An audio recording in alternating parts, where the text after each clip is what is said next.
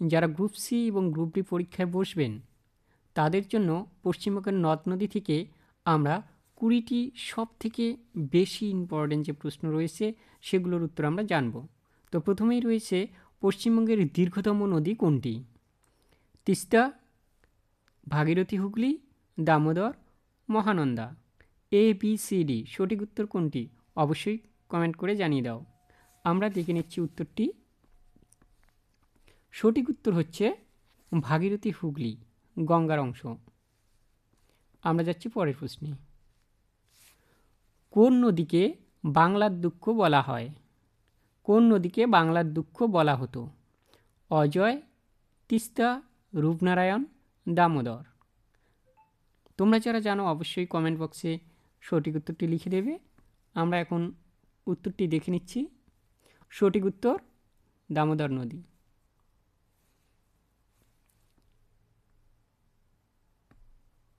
পরের প্রশ্ন, উত্তরবঙ্গের প্রধান ও জীবনরেখা বলা হয় কোন নদীকে? A Jaldhaka, B Teesta, C Torsa, D Raidak. সঠিক উত্তর কোনটি? আমরা উত্তর দেখে নিচ্ছি। সঠিক উত্তর তিস্তা। চলে যাচ্ছি পরের প্রশ্নে। কলকাতার পাশ দিয়ে বয়ে যাওয়া নদীটির নাম কি? Ichamati, Hooghly, Churni, Saraswati. A B C D সঠিক উত্তর কোনটি? অবশ্যই যারা জানো তারা ফটাফট উত্তর লিখে দাও এভাবে, 4-এর এ অথবা বি অথবা সি অথবা ডি। তোমার সঠিক যেটি মনে হচ্ছে সেটি অবশ্যই কমেন্ট বক্সে লিখে দেবে। সঠিক উত্তর হুগলি নদী। 5 নম্বর প্রশ্ন, কোন নদীটি পশ্চিমবঙ্গ ও অসমের সীমানা নির্দেশ করে? কালজানি, তোর্ষা, সংকোশ, জলঢাকা। পশ্চিমবঙ্গ এবং অসমের সীমানা নির্দেশ করে কোন নদীটি? আমরা উত্তর দেখে নিচ্ছি। উত্তর সংকোশ নদী। মুর্শিদাবাদ জেলার ধুলিয়ানের কাছে গঙ্গা 2টি শাখায় বিভক্ত হয়েছে। একটি পদ্মা, অন্যটি কি? ভাগীরথী, ইছামতি, মাথাভাঙ্গা, জলঙ্গি। আমরা সঠিক উত্তর দেখে নেব। সঠিক উত্তর ভাগীরথী।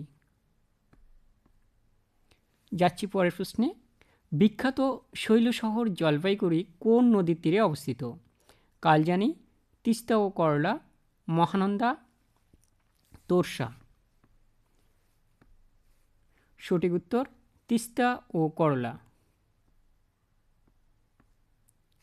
পশ্চিমবঙ্গের রাঢ় অঞ্চলের একটি প্রধান নদী কোনটি? ময়ূরাক্ষী, বিদ্যাধরী, কালিন্দী, মাতলা। আমরা উত্তর দেখে নেব। সঠিক উত্তর ময়ূরাক্ষী।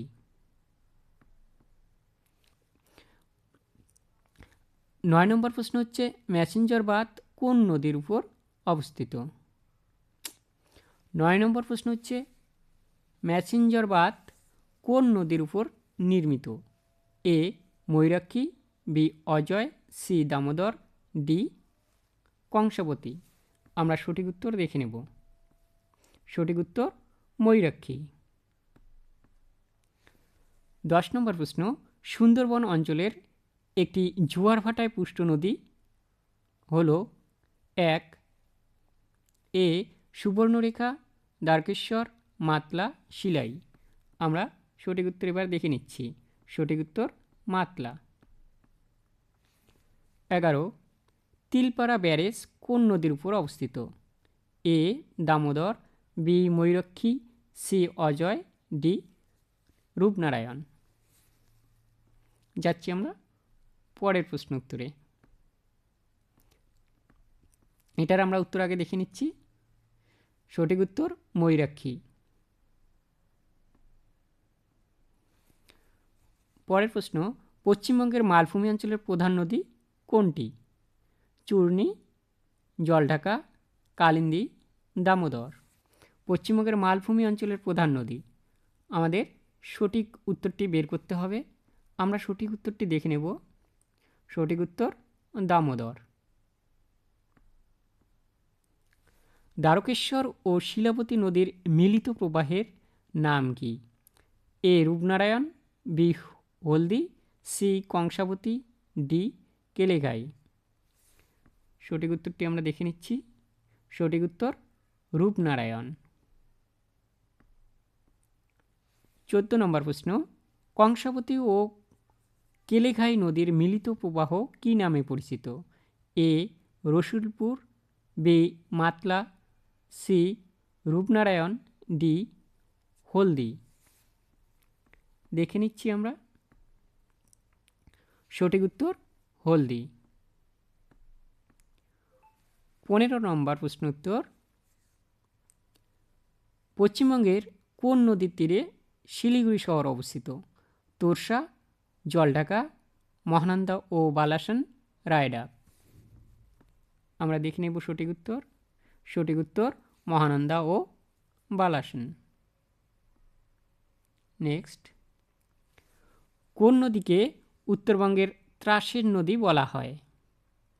এ Sankosh, B Jaldhaka, C Torsa, D Teesta. আমরা এবার সঠিক উত্তরটি দেখে নেব।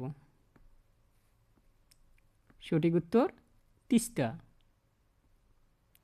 পরের প্রশ্নে চলে যাচ্ছি। ইছামতি নদী পশ্চিমবঙ্গ ও কোন দেশের আন্তর্জাতিক সীমানা রক্ষা করে?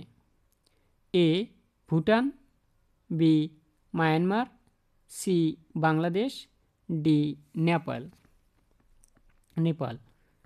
আমরা সঠিক উত্তর দেখে নেব। সঠিক উত্তর বাংলাদেশ।